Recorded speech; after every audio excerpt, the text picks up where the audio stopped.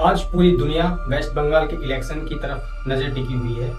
2026 का सबसे बड़ा इलेक्शन जो ये डिसाइड करेगा कि सेंटर में भी किसकी ज्यादा पावर रहेगी। अगर हम वेस्ट बंगाल के इलेक्शन 2021 से 2026 तक का देखा जाए, वेस्ट बंगाल की राजनीति हमेशा से डायनेमिक, लेयर्ड और इमोशनली चार्ज। 2021 का विधानसभा चुनाव इस बात का एक स्ट्रॉन्ग एग्जाम्पल था, जहां पूरे देश की नजर इस राज्यसभा पर थी कि एक तरफ थी ममता बनर्जी और उनकी party all India Trinamool Congress, और जो अपने सत्ता को तीसरी बार बचाने के लिए लड़ रही थी। दूसरी तरफ थी भारतीय जनता पार्टी, जो बंगाल में अपनी जगह बनाने के लिए पूरी ताकत लगा रही थी। लेकिन इस कहानी को समझने के लिए सिर्फ बंगाल को देखना काफी नहीं। जो एक्सपेक्टेड रिजल्ट होता है, ग्राउंड रियलिटी उससे काफी अलग निकलती है। उदाहरण के लिए हरियाणा लेजिस्लेटिव असेंबली इलेक्शन 2024 में काफी लोग कहते थे कि कांग्रेस वापस आ सकती है, लेकिन फाइनल रिजल्ट में भारतीय जनता पार्टी ने जीत हासिल की। इसी तरह हम महाराष्ट्र लेजिस्लेटिव असेंबली इलेक्शन 2024 को भी देख सकते हैं। लोगों का प्रिडिक्शन था कि एग्जिट पोल में कांग्रेस की और अदर पार्टी जीतेंगी, लाइक वल्लभ भाई ठाकरे की। लेकिन ये एग्जाम्पल एक इंपॉर्टेंट बात दिखाता है, इंडियन इलेक्शन में प्रिडिक्शन और रियलिटी के बीच का गैप काफी बड़ा हो सकता है। और इसी कंटेक्स्ट में वेस्ट बंगाल 2026 को समझना जरूरी हो जाता है।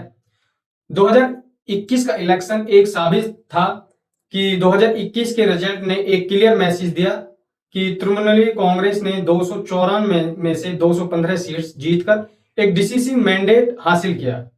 बीजेपी ने 77 सीट जीती, जो उनके लिए एक सिग्निफिकेंट जंप था। वोट शेयर के हिसाब से भी टीएमसी लगभग 48.5% रही, जबकि बीजेपी 38 के आसपास थी। लेकिन ये जीत सिर्फ नंबर की नहीं थी, ये एक नैरेटिव की जीत थी। टीएमसी की जीत के पीछे एक फैक्टर था, सबसे बड़ा फैक्टर था Bengal identity, Bengal versus outsider narrative ने वोटर को इमोशनली कनेक्ट किया।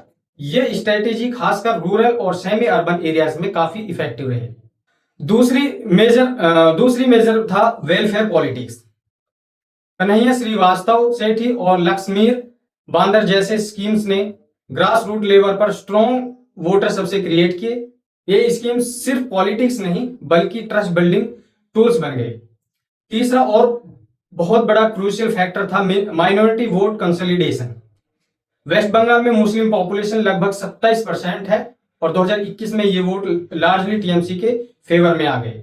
अपोजिशन फ्रेगमेंटेड होने की वजह से वोट स्प्लिट नहीं हुए, जिसका डायरेक्ट बेनिफिट टीएमसी को।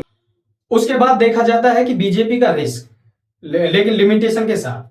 2026 के बीजेपी ने एक मुकाबला मैसिव ग्रोथ दिखाई, 3 सीट से सीधा 27 तक, यानी ऑर्गेनाइजेशन एक्सपेंसिव और एग्रेसिव कंपेनियन के रिजल्ट था।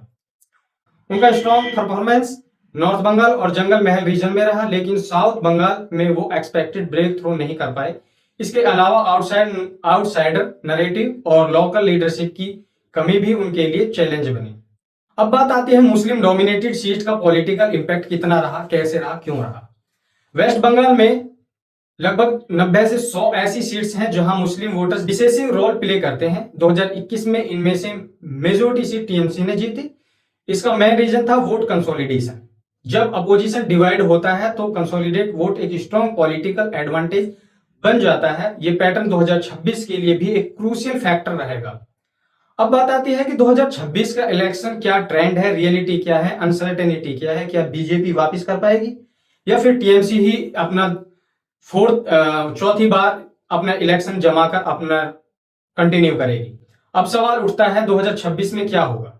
यहां एक बार फिर हमें याद रखना चाहिए कि प्रिडिक्शन हमेशा सही नहीं होते।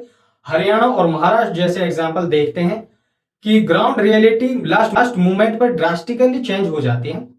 2026 के लिए कुछ की फैक्टर्स होंगे, जैसे एंटी इनक्यूम्बेंसी, लंबी सरकार के बाद सेटिस्फैक्शन डेवलप हो सकता है कि अगर जब किसी जगह पर एक सरकार लंबे समय से काम करे तो लोग चाहते हैं कि यहां पर कुछ चेंजमेंट आए। उसके अलावा एक वेलफेयर और गवर्नेंस डिबेट भी हो सकते हैं।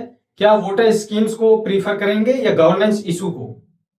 तीसरा फैक्टर बीजेपी की स्ट्रेटेजी भी हो सकती है। अगर बीजेपी साउथ बंगाल में अपनी प्रेजेंस स्ट्रॉन्ग करती है और लोकल लीडरशिप डेवलप करती है, तो कंटेस्ट काफी क्लोज हो सकता है। चौथा फैक्टर ये भी है कि माइनॉरिटी वोट बिहेवियर। अगर वोट कंसोलिडेट होता है तो टीएमसी स्ट्रॉन्ग रहेगी, अगर स्प्लिट होता है तो इक्विटेशन बदल सकती है। और पांचवा फैक्टर हमारे देखा जाता है, और पांचवा फैक्टर नरेटिव शिफ्ट। 2021 में आइडेंटिटी डोमिनेंट थी, 2026 में डेवलपमेंट, एम्प्लॉयमेंट और करप्शन जैसे इशू ज्यादा हाईलाइट हो सकते हैं।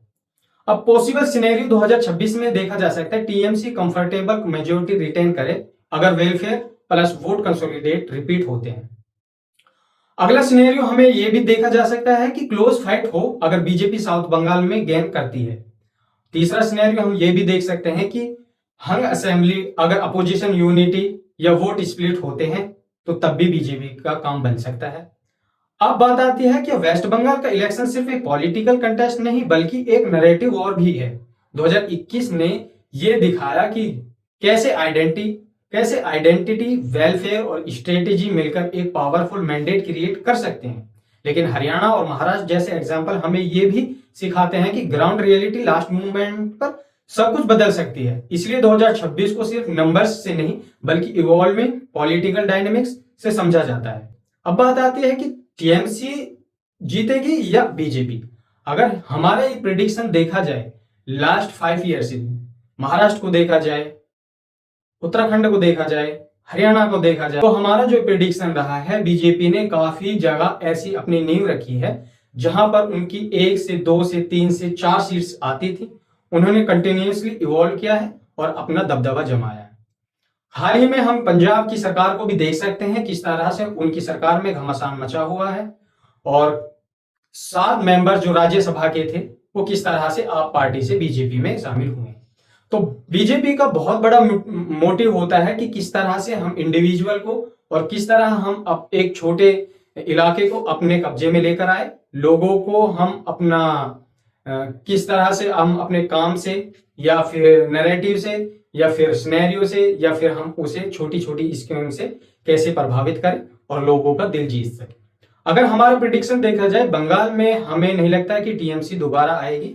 मुझे ये लगता है कि बीजेपी का प्रिडिक्शन ज्यादा रहेगा, और प्रिडिक्शन के बेस पे नहीं काम किया जाता बल्कि चीजें होती हैं कि कौन कंटिन्यूसली काम कर रही है कौन नहीं।